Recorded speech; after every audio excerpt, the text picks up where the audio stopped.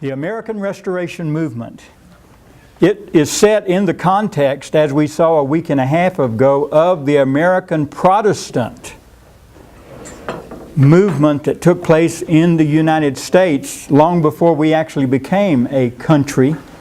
The very first settlers coming over here to the east coast of our nation or our land came here, most of them as Protestants, whether they were Puritans and Pilgrims, whether they were Baptist, whether they were in some cases Anglican, which was a form of protest against the Catholic Church. Some were Catholic, though they were in the vast majority in our country during that time.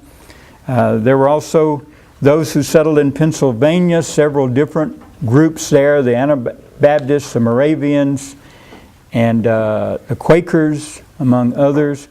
So out of that movement, it was primarily Protestant in our country, different than in Europe, where the majority of people, even during that time, probably were still Catholic, even though there was a lot of Protestant groups that had started up in Germany, England, the Netherlands, and so forth.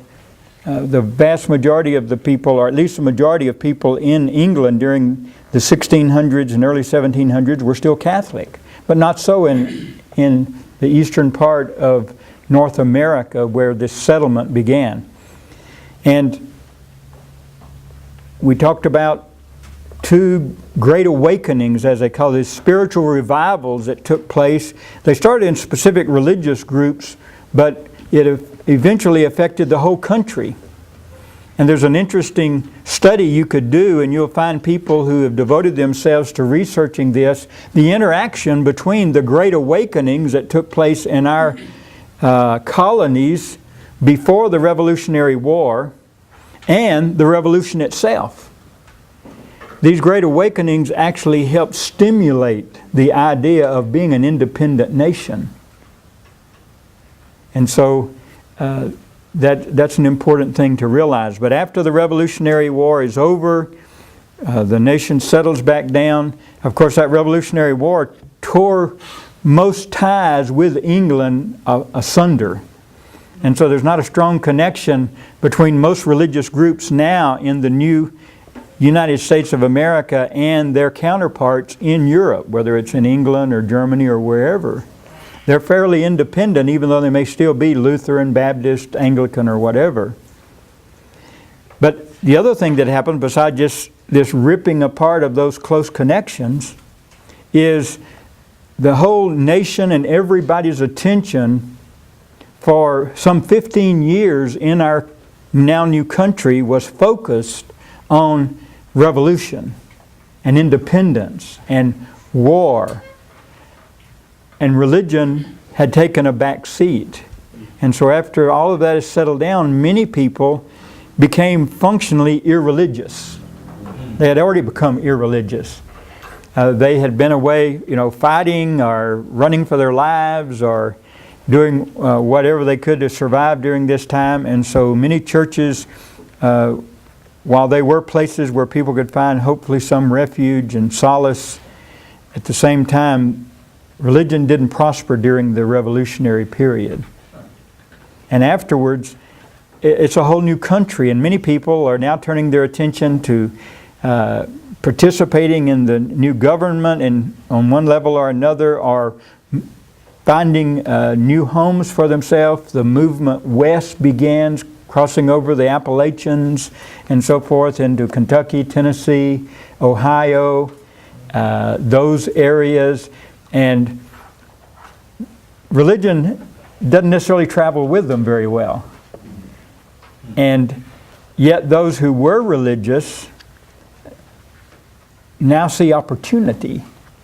And this is the seedbed in which a restoration movement begins.